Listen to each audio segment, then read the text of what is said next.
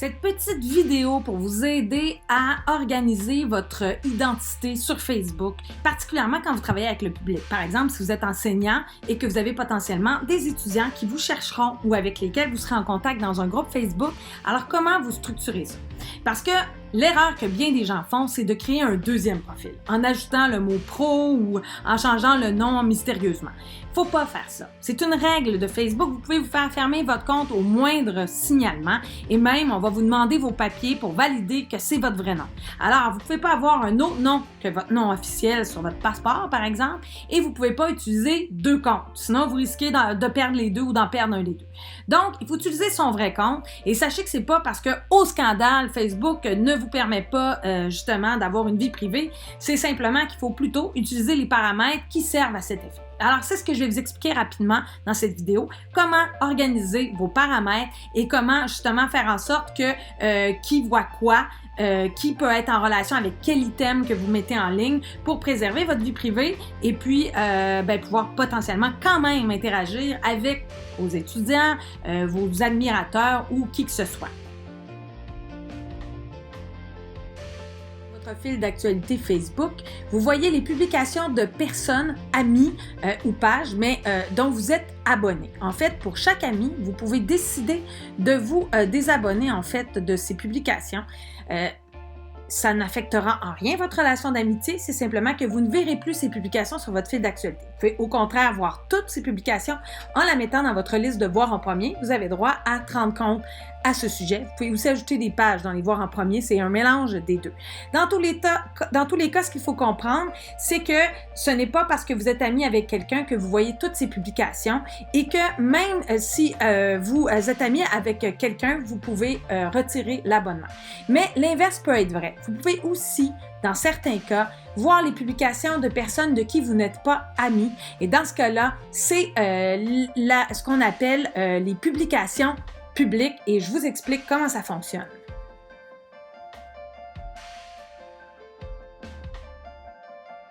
Vous voulez avoir des publications en mode public, vous devez aller dans vos paramètres.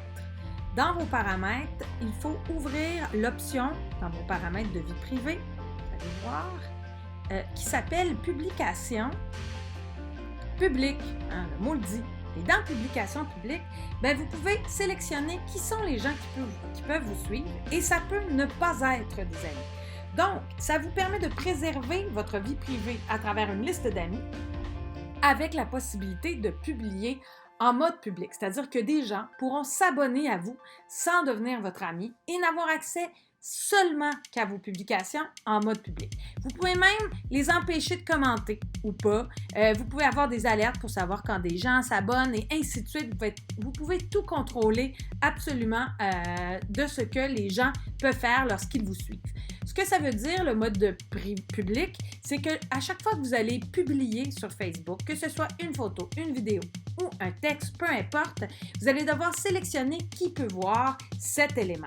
Si vous le laissez en mode public, les gens abonnés à vous, qui ne sont pas vos amis, pourront y avoir accès. Donc, potentiellement des étudiants dans le cas d'enseignants. Si vous voulez simplement que ce soit vos amis, ils seront exclus et ne pourront y avoir accès. Ensuite de ça, vous pouvez créer des listes spécifiques comme bon vous semble.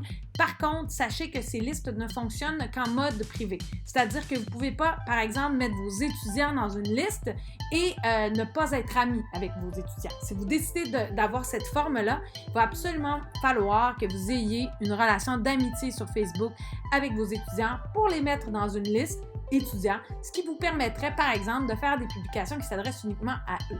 Mais moi, je suggère plutôt l'utilisation d'un groupe dans ce cas-ci et de potentiellement utiliser le mode public si jamais vous voulez être en relation de manière un petit peu plus de proximité avec vos étudiants, mais vous n'êtes pas obligé de le faire.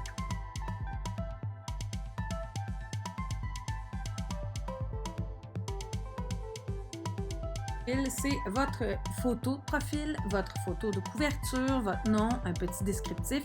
Pour le reste, c'est vraiment selon chacun des paramètres que vous aurez attribués à chacun des items, que ce soit où vous travaillez, ce à quoi vous adhérez, vos photos, quoi que ce soit.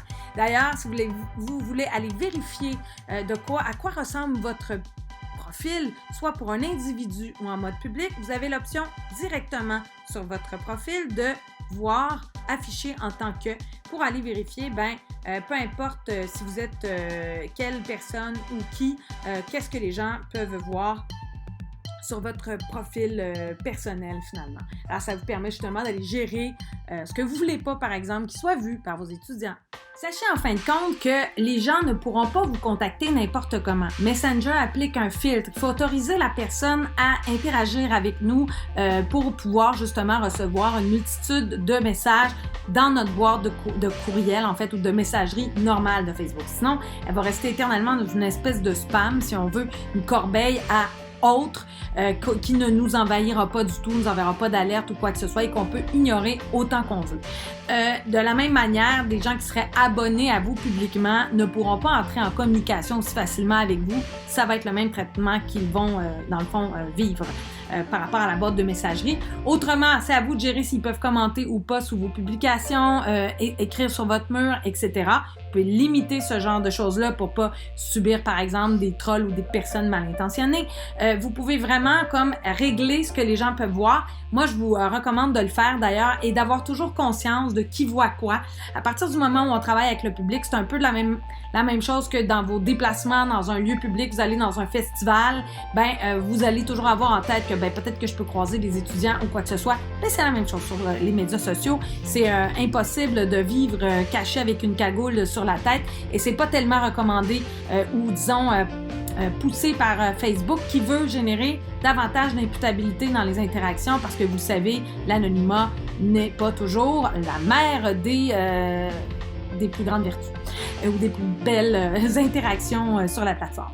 Dans tous les cas, c'était mes recommandations pour structurer votre identité en ligne. Le fait d'avoir justement bien paramétré puis d'être en contrôle de qui voit quoi sur votre profil, ça va vous permettre justement d'interagir dans un groupe parce que dans le groupe, vous allez devoir le faire avec votre nom et votre photo de profil.